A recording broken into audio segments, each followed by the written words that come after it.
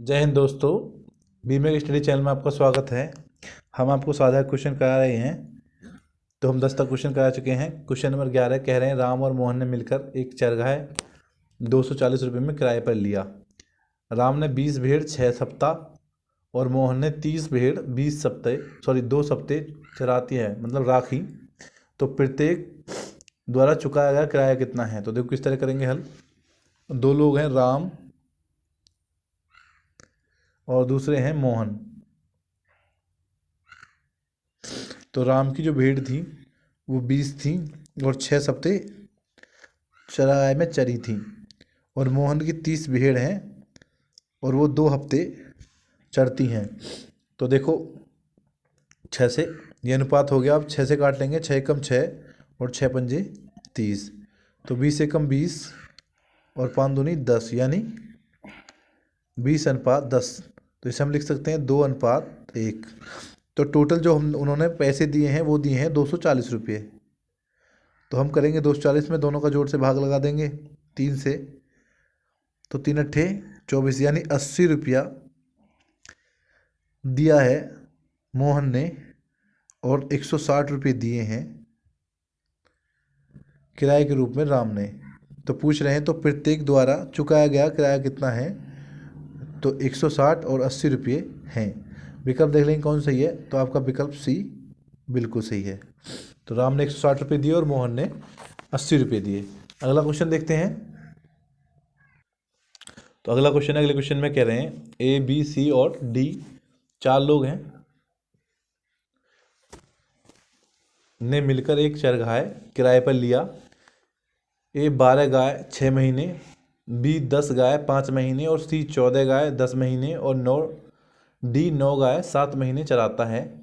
यदि ए ने किराए के लिए 36 रुपये दिए हों तो चरगाह का कुल कितना किराया है। जो किस तरह करेंगे हल। तो यहाँ क्वेश्चन नंबर 12 हो गया है। मिसप्रिंट है इसलिए हमने पेंसिल से कर दिया है। देखो ए बी सी और डी 4 लोग हैं। तो ए ने 12 गाय 6 महीने के लिए, तो 12 गाय 6 महीने के लिए यानी जितनी गाय हैं वो और जितना टाइम है वो दोनों गुणा करके हमने यहाँ रखे। इसी प्रकार बी ने 10 गाय 5 महीने के लिए, इसी प्रकार सी ने 14 गाय 10 महीने के लिए और डी ने 9 गाय 7 महीने के लिए। तो गुणा कर लेंगे 12 छिंग 72। अनुपात हो गया 10 पंजे 50 और 14 शाम 140 और 9 सत्ते 63।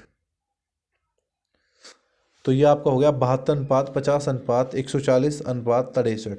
तो कह रहे हैं इस क्वेश्चन में यदि ए ने किराए के रूप में 36 रुपये दिए हों तो चरहा गाय का कितना किराया है। तो देखो हमने यहाँ ए ने जो किराए के रूप में 36 रुपये दिए हैं, ए के पास टोटल जो चरगाह में उन्होंने चराई थी गाय उसका आया 72 अनुपात और किराया दिया उसने 36 रुपये यानी आधा।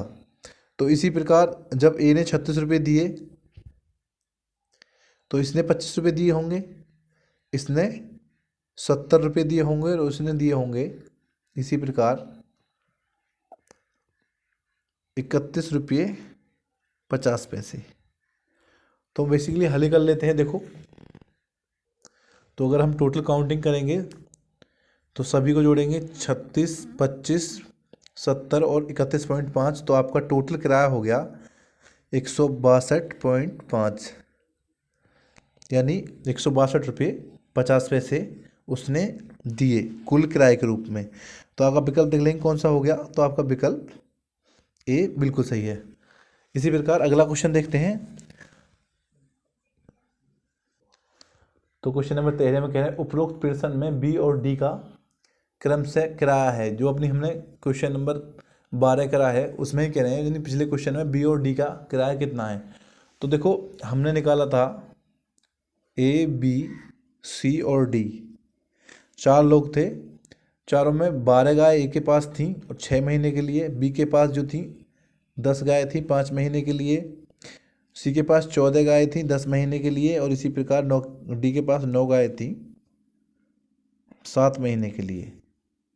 तो इसका हो गया 72, ये हो गया होगा 50, और अनुपात में ये 140 हो गया, और ये हो गया 963। तो उसमें क्वेश्चन में कह रहे हैं कि ए ने जो किराया दिया है वो 36 रुपये दिया है, यानी उसका टोटल आया था भेड़ों का, और हमने टाइम का जो गुणा करा था 72। तो जब 72 आने पे उसने 36 रुपये किराए के दिए, यानी आधे दिए। तो इसी प्रकार बी ने आधे दिए होंगे 25 रुपये, सी ने भी आधे दिए होंगे 70 रुपये, और डी ने भी आधे दिए होंगे यानी 31.5 रुपये। तो अब क्या कह रहे हैं, क्वेश्चन में कह रहे हैं कि बी और डी का क्रम से किराया है। तो बी ने किराए के रूप में दिए हैं 25 रुपये, और डी ने किराए के रूप में दिए हैं 31.5 रुपये। तो आपका कौन सा विकल्प ठीक हो जाएगा, देखते हैं। तो आपका विकल्प बी बिल्कुल सही है, 25 रुपये और 31.5 रुपये। तो दोस्तों, अगर हमारी वीडियो आपको पसंद आई हो तो हमारा चैनल लाइक और सब्सक्राइब करें। धन्यवाद दोस्तों।